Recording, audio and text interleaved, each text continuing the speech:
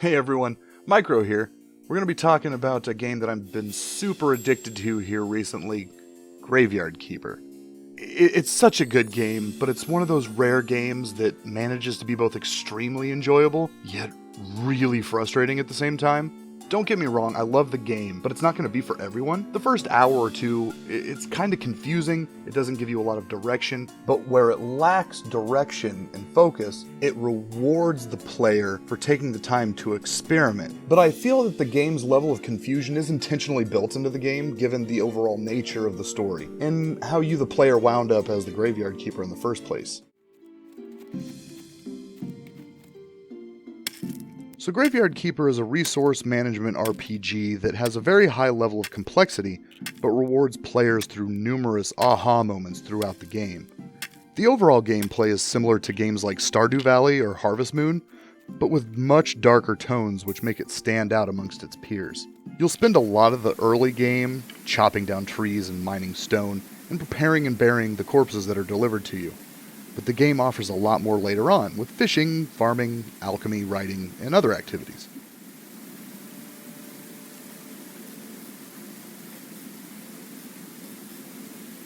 Speaking of activities, let's talk about the skill tree. It's daunting when you first take a look at it, but trust me when I say just focus on your current needs, whether that be improving your graveyard's quality, or harvesting and producing the plethora of materials that you're going to need to progress the story, and only unlocking the skills you discover that you're currently in need of in order to progress.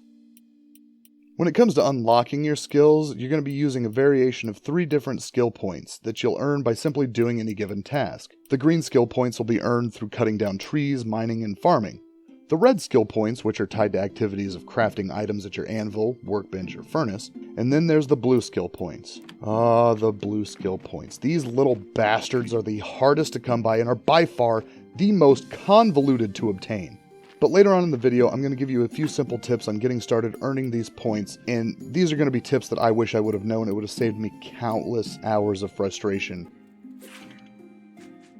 While most of the game is focusing on crafting and burying bodies, there is some combat in the game, but it's merely a means to gathering more resources. And it's pretty straightforward. All you do is just use your stamina and swing your sword and hit the thing. You kill the thing, you collect the loot. Easy peasy lemon squeezy. One of the main resources that you're going to find yourself having to manage throughout your time in Graveyard Keeper is your stamina bar. But this can be mitigated later on by learning cooking skills to make better and better foods that will replenish your stamina and keep you working all day and all night.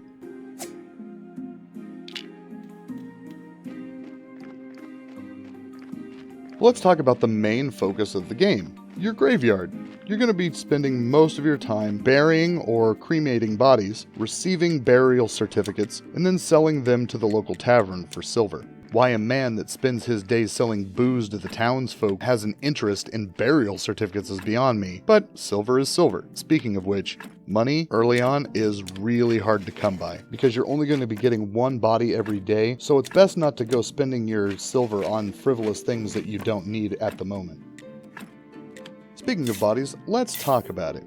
Everybody's going to have skulls. They're going to be red skulls. There's going to be white skulls. Red skulls are bad. Those are the sins. The more red skulls on a body means that these people were very, very naughty. When it comes to your graveyard's rating, red skulls, very bad. White skulls, very good. And you can improve your graves through gravestones and grave fences, though the quality of your graves is going to be 100% dependent on the bodies that are buried there. And through experimentation on your autopsy table, you will be able to improve the quality of the corpses by maybe removing a body part or two, or giving it an injection at an embalming table. All of this is experimentation, so I highly recommend just taking your time experimenting to see what works. Though all the bodies that arrive on your doorstep are a nameless Jane or John Doe, there are plenty of named NPCs that show up throughout the week for you to interact with. There are a lot of key NPCs that only show up on a given day of the week. I found myself running very, very short on time some days, totally missing the character that I needed to progress a quest, having to wait an entire week until I got to see them again. So not only do you have to manage your stamina, you also have to manage your time a little bit as well. Once you've gotten past some of the earlier headaches that Graveyard Keeper throws at you, the game becomes very fun and addictive, as I personally learned after losing countless hours in my quest to unlock that next skill, or discover new ways to improve my church and graveyard. Overall, Graveyard Keeper is a really enjoyable game. I would give it a 7 out of 10. It does have a few flaws between some of the walking speed, which can be mitigated later through potions. The music, the soundtrack is kind of repetitive, though it's easy listening. It doesn't bother me. I don't turn the music off. It's not annoying by any chance, but it's nothing spectacular. The art style, though, I think the art style really shines. Lazy Bear Games did a fantastic job with the art direction here. It feels a little bit like Stardew, but I think it's better, in my opinion. If you've been considering getting the game, I highly recommend it. Especially, it goes on sale very frequently on Steam, though I feel the full purchase price is well worth the experience that you're getting.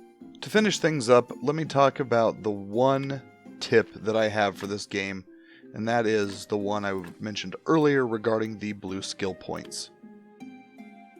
The blue skill points are by far the hardest resource to come by in the game, especially early on. And the game never explicitly says how to get them, or maybe it did and I missed it. But what you're going to want to do is use your study table. It's going to be your best friend here. The thing that was never truly explained was that you're also going to need a resource called science, and it is the most convoluted thing. So I'm just going to tell you, use paper at your study table. That's where you're going to get science from. But once you have your science resource, you'll also need your faith resource, which you get from your weekly sermons, and then using those combined with studying certain items at your table, you'll find yourself swimming in blue skill points in no time. Just want to say thank you for taking the time to watch the video. If you like my content, you want to support the channel, just hit the subscribe button. And if you'd like to chat with me live, I do stream on Twitch 3 nights a week at twitch.tv/micromanager. Again, thank you guys so much for watching, and I will see you all in the next video. Later.